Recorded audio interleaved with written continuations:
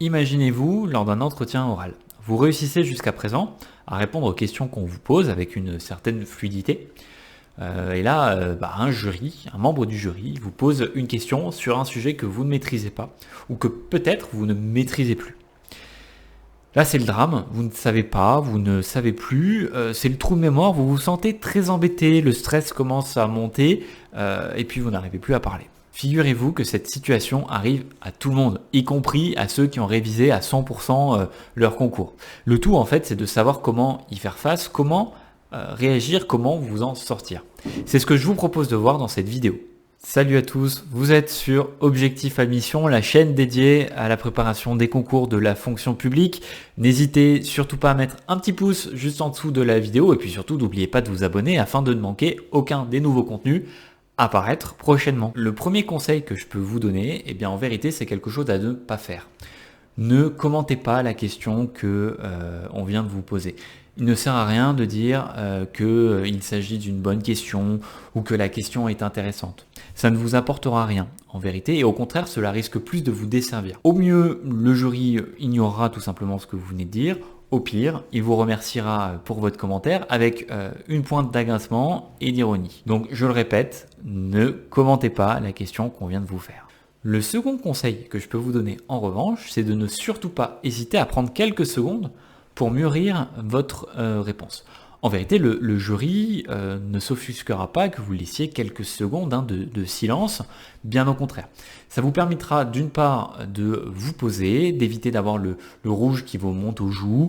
N'hésitez pas à réfléchir, à prendre le temps d'inspirer et de vous poser. Certains membres du jury n'hésitent pas en vérité à vous poser des questions délibérément piégeuses afin de tester votre gestion de la pression. Donc prendre le temps de réfléchir, c'est aussi un moyen de vous apaiser et de calmer votre pression. Troisième conseil, n'hésitez pas à demander au jury de reformuler sa question. Vous avez le droit de ne pas avoir compris du premier coup et de demander des clarifications. Évidemment, il ne s'agit pas d'en abuser tout le long de l'entretien oral, ça montrerait simplement que vous essayez de gagner du temps de manière pas très maligne. Mais en revanche, si vous n'avez réellement pas compris ce qu'on vient de vous demander, vous avez le droit de demander des clarifications. Évidemment, ça ne peut se faire que si vous posez votre question de manière calme, de manière posée et de manière polie.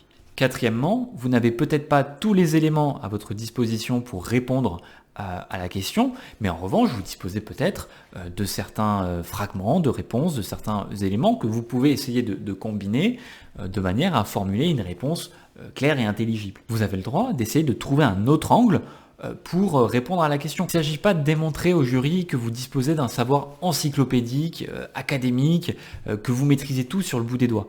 En revanche, essayez de démontrer vos capacités de raisonnement, de réfléchir à haute voix. Ça peut vous permettre de démontrer au jury que vous disposez d'une certaine capacité de raisonnement et que vous savez structurer et construire votre pensée. Cinquième conseil, c'est une autre chose à ne pas faire. Ne dites pas au jury que vous avez révisé le sujet mais que là tout de suite vous avez oublié quoi dire, que vous avez un trou de mémoire mais que vous avez su il y a un certain temps ce qu'on vous demandait. Le jury n'a pas les moyens de vérifier votre affirmation. Au contraire, même si la situation vous déstabilise, essayez de rester calme, ne changez pas de ton, gardez l'air toujours aussi assuré et avenant, restez posé et ne soyez pas sur la défensive. Gardez en tête que c'est surtout votre attitude et vos qualités humaines qui pourront faire la différence. Enfin, sixièmement, si vous ne parvenez toujours pas à trouver une réponse à la question qui vient de vous être posée, vous pouvez expliquer calmement, avec le sourire, que à ce moment précis, vous ne pouvez pas répondre, mais que vous êtes tout à fait prêt à rechercher la réponse à la question qui vous a été posée en y mettant toutes les ressources possibles. Évidemment, ça ne marche qu'une seule fois, donc ce conseil n'est à appliquer qu'en dernier recours. Vous avez maintenant 6 conseils, 6 astuces pour dire eh bien je ne sais pas lors d'un entretien de concours. N'hésitez pas à les utiliser et puis n'hésitez pas à me dire ce que vous en avez pensé en commentaire sur cette vidéo. N'hésitez pas également à mettre un petit pouce pour me dire si ça vous a plu et puis n'oubliez pas de vous abonner, je le redis, afin de ne manquer aucun nouveau contenu apparaître sur cette chaîne. En attendant, je vous souhaite un très bel été et je vous dis à bientôt. Salut!